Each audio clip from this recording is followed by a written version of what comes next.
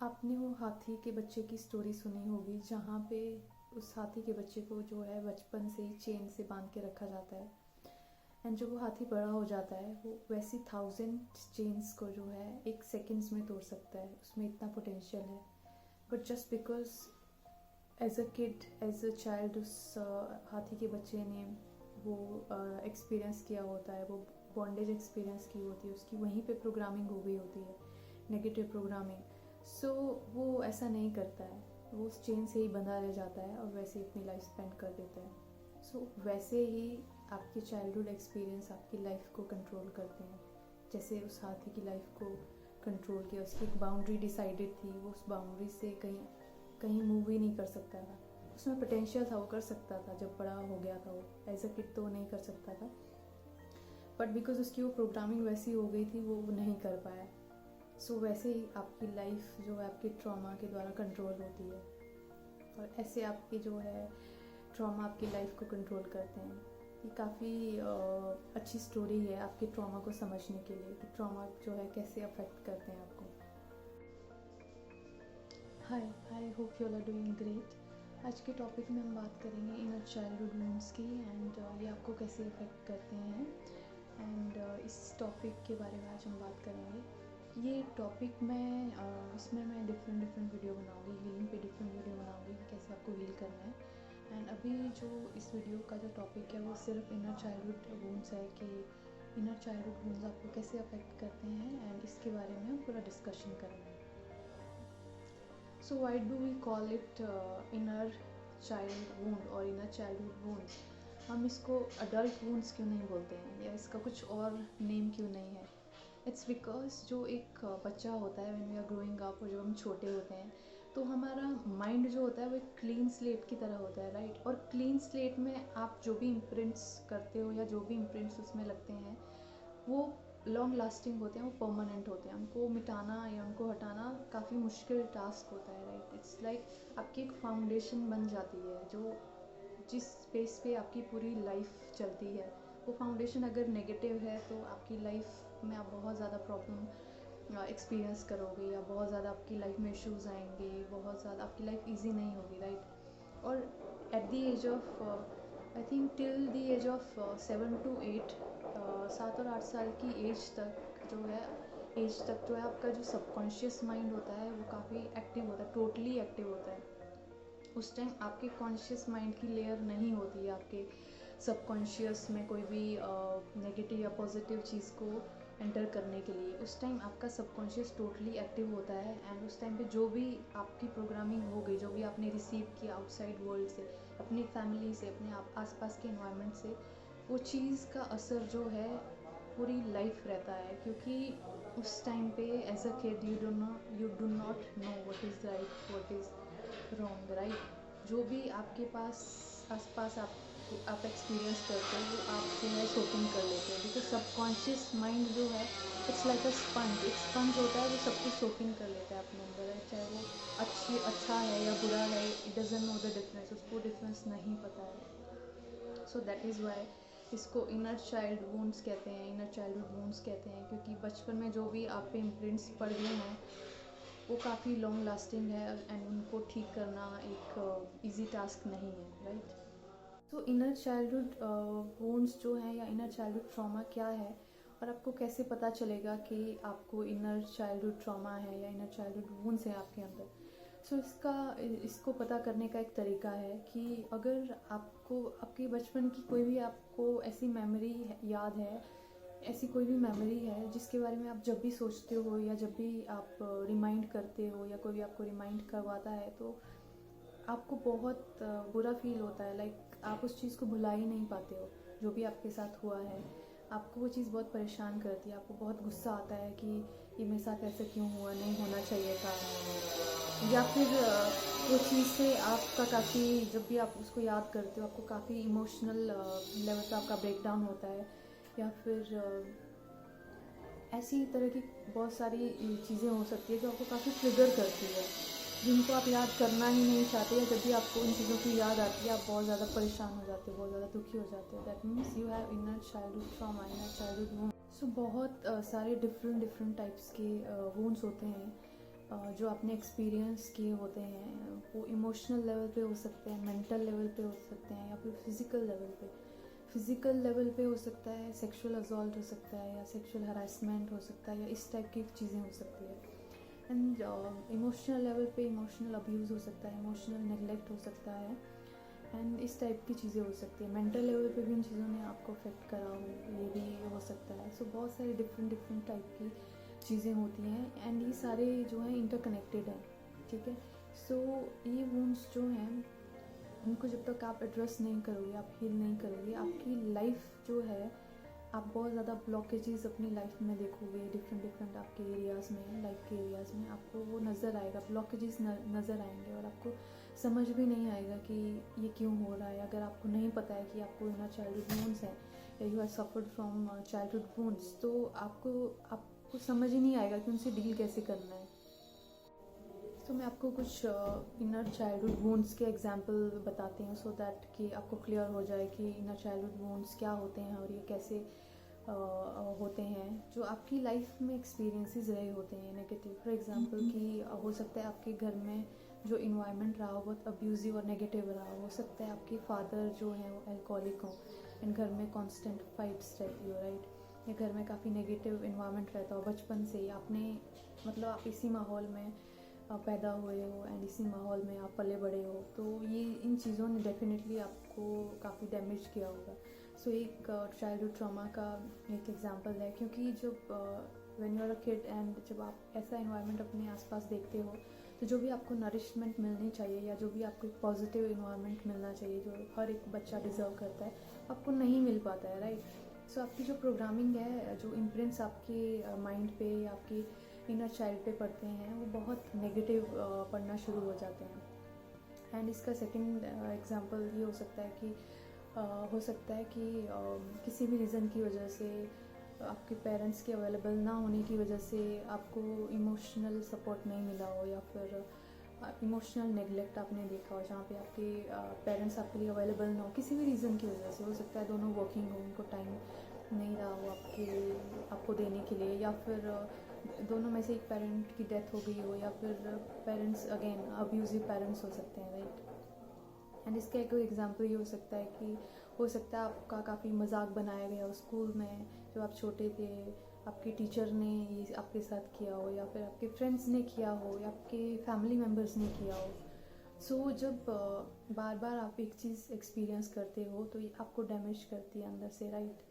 सो ये कुछ एग्जांपल्स हैं, एंड और भी इसके बहुत सारे एग्जांपल्स हो सकते हैं। सेक्सुअल असॉल्ट हो सकता है, एंड कोई भी हो सकता है कि कुछ बड़ा एक्सीडेंट हुआ, कुछ बड़ा हादसा हुआ आपके साथ, किसी की डेथ आपने देखी हो घर में काफ़ी छोटी एज में, तो वो भी काफ़ी आपको अफेक्ट करता है, राइट। एज अ चाइल्ड जब भी आपने इतने ट्रॉमेटिक चीज़ें एक्सपीरियंस की हों, या बहुत ज़्यादा नेगेटिव इन्वायरमेंट में आप पले बड़े हों, या आपने कुछ ऐसा एक्सपीरियंस किया हो जो कि आपके लिए फेस करना काफ़ी मुश्किल रहा हो, डिफ़िकल्ट रहा हो, तो वो आपके अंदर एक वूंड क्रिएट करती हैं। ये चीज़ें आपके अंदर वूंड्स क्रिएट करती हैं, पेन क्रिएट करती है, जो पेन आपके लिए अनबेयरेबल होता है, आपके लिए हैंडल करना मुश्किल होता है, राइट। और जब ऐसे सिनेरियोस रहे होते हैं लॉन्ग टाइम तक, सो आपका जो है नर्वस सिस्टम जो है उसकी रिकॉर्डिंग नेगेटिव होती है, और कोई भी जो इंसिडेंट आपकी लाइफ में रहा होता है बचपन में, उस चीज़ को आप याद नहीं रखते हो, उस चीज़ को आपका नर्वस सिस्टम याद रखता है। आपके नर्वस सिस्टम में वो रिकॉर्डिंग हो जाती है, वो आप जानबूझ के उसको याद नहीं रखते बिकॉज आप याद करना चाहते हो नहीं। आपके नर्वस सिस्टम की रिकॉर्डिंग है, एंड आपका नर्वस सिस्टम उसको रिकॉर्ड करके रखता है, एंड आपके नर्वस सिस्टम में वो डैमेज क्रिएट होता है। आपका नर्वस सिस्टम में डिसरेगुलेशन की प्रॉब्लम क्रिएट होती है, जिसकी वजह से आगे चल के आपकी पूरी लाइफ जो है अफेक्ट होती है, एंड आप अपनी लाइफ में काफ़ी ज़्यादा ब्लॉकेजेस देखते हो, एंड उसके जो है इफ़ेक्ट्स आपकी लाइफ में नज़र आते हैं। जो आपका चाइल्डहुड होता है वो आपकी पूरी लाइफ का बेस होता है, आपकी फाउंडेशन आपका चाइल्डहुड होता है, राइट। अगर वो फाउंडेशन गलत पड़ गई, या उस फाउंडेशन में कुछ प्रॉब्लम आ गई, सो आपकी पूरी लाइफ को वो अफेक्ट करता है, and it's not in your hand, and it's not your fault. अगर आपने ट्रॉमा फेस किया है तो it's not at all your fault, because वो प्रोग्रामिंग बचपन में हो गई है, एंड नर्वस सिस्टम की प्रोग्रामिंग आपके हाथ में नहीं होती है। नर्वस सिस्टम वही रिकॉर्ड करता है जो आपके एक्सपीरियंसेस रहे हैं। और कोई भी नेगेटिव एक्सपीरियंस जो है आपकी लाइफ का, कोई भी उसको याद नहीं रखना चाहता। इट्स जस्ट दैट कि वो आपका नर्वस सिस्टम याद रखता है, नर्वस सिस्टम जो है उसको रिकॉर्ड करके रखता है, क्योंकि उसका वही काम है। सो अगर जैसे एक घर की फाउंडेशन होती है, अगर घर की फाउंडेशन वीक है, वो स्ट्रॉन्ग नहीं है, तो वो घर जो है वो कब तक टिकेगा। मतलब कि थोड़ा सा स्टॉर्म आएगा या कुछ भी प्रॉब्लम होगी तो वो घर टूट के गिर जाएगा। Same thing happens with you.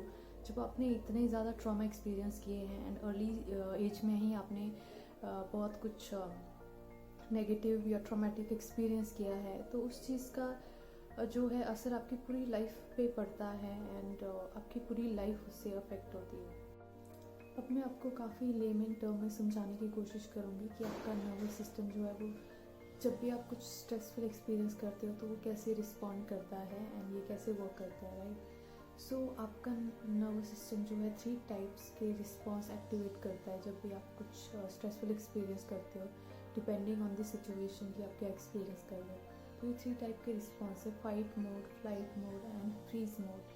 So fight mode आपका नर्वस सिस्टम तब एक्टिवेट करता है जब जो आपका परसीव्ड थ्रेट है या डेंजर है आपके सामने, आप उससे जो है फाइट कर सकते हो, राइट। तो उस टाइम पे जो है आपका nervous system fight mode activate करता है एंड डिफरेंट टाइप के हॉर्मोन्स आपकी बॉडी में रिलीज होते हैं सो दैट कि you can fight your perceived threat. जो भी थ्रेट आपके सामने आप उससे फाइट कर सको, तो उसके लिए आपकी बॉडी को प्रिपेयर करता है फाइट मोड एक्टिवेट करके। And then second response is flight mode. Flight mode आपका नर्वस सिस्टम तब एक्टिवेट करता है जब आपके सामने जो थ्रेट है आप उससे फाइट नहीं कर सकते, you have to run.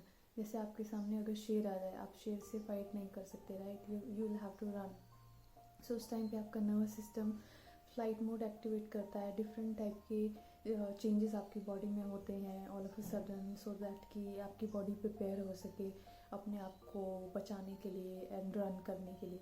So उस टाइम पे फ्लाइट मोड एक्टिवेट होता है। एंड फ्रीज मोड उस टाइम पे एक्टिवेट होता है कि जो आप ना तो फाइट कर सकते हो ना ही आप रन कर सकते हो। जो भी आपके सामने थ्रेट है, जो भी स्ट्रेसफुल सिचुएशन है, जब दोनों में से आप कुछ भी नहीं कर सकते हो, रन भी नहीं कर सकते, फाइट भी नहीं कर सकते, तो इट्स काइंड ऑफ ये होता है वहाँ पे कि आपका फ्रीज मोड एक्टिवेट हो जाता है, जहाँ पे आपका nervous system freeze mode activate करता है एंड आपको मतलब वो आपको ऐसा फील करवाता है उस टाइम पे जैसे कि आपके सामने थ्रेट है बट वो नहीं है। मतलब अब वो आपको उस मोड पे लेके चला जाता है बिकॉज आप उसका कुछ कर नहीं सकते, राइट। सो इसलिए वो फ्रीज मोड एक्टिवेट करता है जहाँ पे आप कोई एक्शन नहीं ले सकते हो, आप एकदम फ्रीज हो जाते हो, you can not even speak और टेक एनी एक्शन। आप बस उस जोन में चले जाते हो जहाँ पे बस आप फ्रीज हो जाते हो कम्प्लीटली। सो ये सिचुएशन पे डिपेंड करता है कि कब जो है कौन सा मोड एक्टिवेट होगा।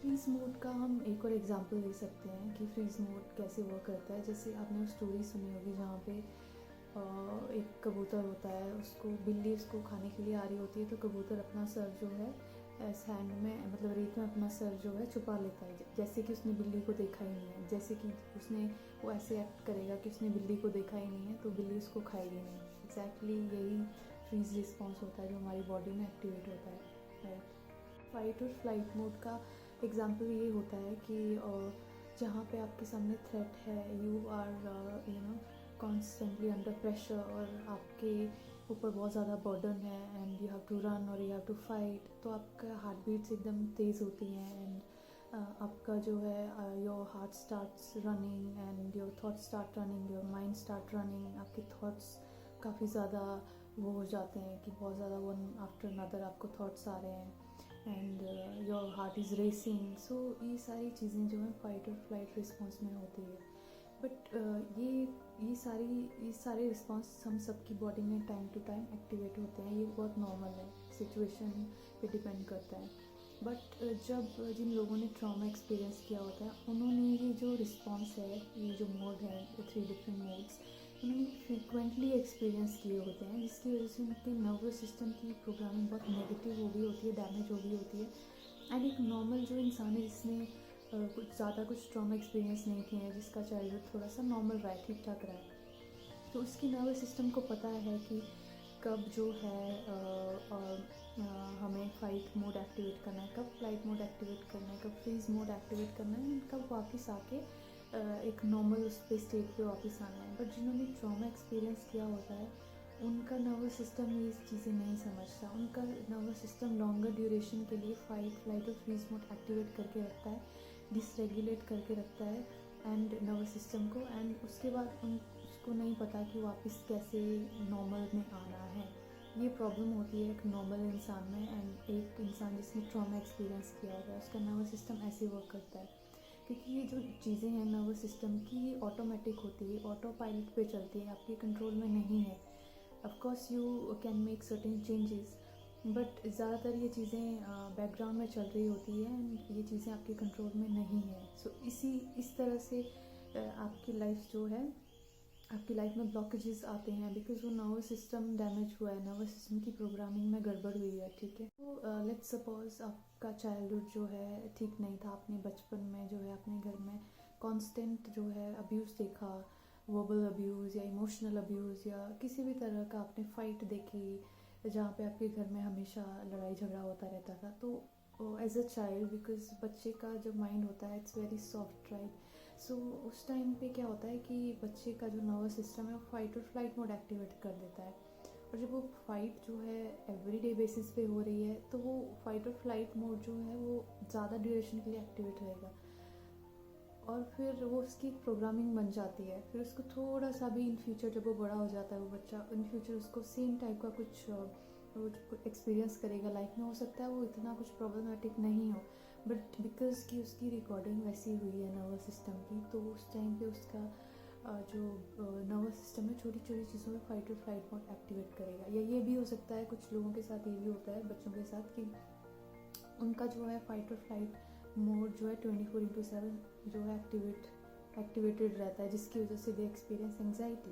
एंड बचपन से कुछ लोग आई हैव सीन बचपन से they are suffering from anxiety because 24/7 उनका जो है नर्वस सिस्टम जो है उसने फाइट और फ्लाइट मोड एक्टिवेट करके रखा है। एंड ये चीज़ें किसी को पता भी नहीं होती हैं, right. I have heard people saying कि नेगेटिव लोग जो है उनके साथ नेगेटिव होता है या they experience negative. No, it's the other way around. आपका नर्वस सिस्टम डैमेज हुआ है, उसके बाद आपकी प्रोग्रामिंग हुई है। कोई बच्चा पैदा होके थोड़ी ना जो है नेगेटिव थिंकिंग लेके आता है। It's because of the experiences, जो उसके आसपास के एक्सपीरियंस है उसको जो है उसके नर्वस सिस्टम को वैसे प्रोग्राम करते हैं। बिकॉज नर्वस सिस्टम में तो हर चीज़ रिकॉर्ड हो रही होती है, चाहे वो नेगेटिव हो चाहे पॉजिटिव हो। या ऐसा भी होता है कि कुछ लोग इट डिपेंड्स कि वो क्या एक्सपीरियंस कर रहे हैं, उनका नर्वस सिस्टम जो फ्रीज मोड एक्टिवेट करके रखता है, जहाँ पे वो ऐसी जोन में चले जाते हैं जहाँ पे they can not take action, they can not move, they can not speak, they can not talk, they can not express, क्योंकि उन्होंने वो बचपन से ही वही एक्सपीरियंस किया है। हो सकता है उनके घर में कॉन्स्टेंट अब्यूज़ रहा हो, या उन्होंने कुछ ऐसा ऑल ऑफ अ सडन कुछ ऐसा ट्रॉमा एक्सपीरियंस कर लिया, किसी की डेथ देख ली ऑल ऑफ अ सडन, तो फ्रीज मोड में चले जाते हैं। उनका nervous system freeze mode activate करके रखता है और वो कई सालों तक फ्रीज मोड में ही रहते हैं, जब तक कि उनको ये अवेयरनेस नहीं आती है, उनको कहीं से पता नहीं चलता है कि ऐसा भी फ्रीज मोड होता है कि जहाँ पे ऐसा होता है। बिकॉज ये अवेयरनेस आज के लोगों में नहीं है, नोबडी नोज और अंडरस्टैंड दीज थिंग्स कि नर्वस सिस्टम ऐसे काम करता है। जो हमारे नर्वस सिस्टम की जो प्रोग्रामिंग होती है, जो भी हमने नेगेटिव कुछ एक्सपीरियंस किया होता है, वो हमें बहुत एक अनकॉन्शियस और सबकॉन्शियस लेवल पे अफेक्ट करता है। मतलब कि चीज़ें हमारे कंट्रोल में नहीं होती है। हो सकता है आपके साथ एट दी एज ऑफ 1 और 2 कुछ गलत हुआ, आपने कुछ गलत एक्सपीरियंस किया हो, आपको इंसिडेंट या एक्सपीरियंस नहीं याद होगा, बिकॉज 1 या 2 साल के बच्चे को नहीं याद होती ये चीज़ें, राइट।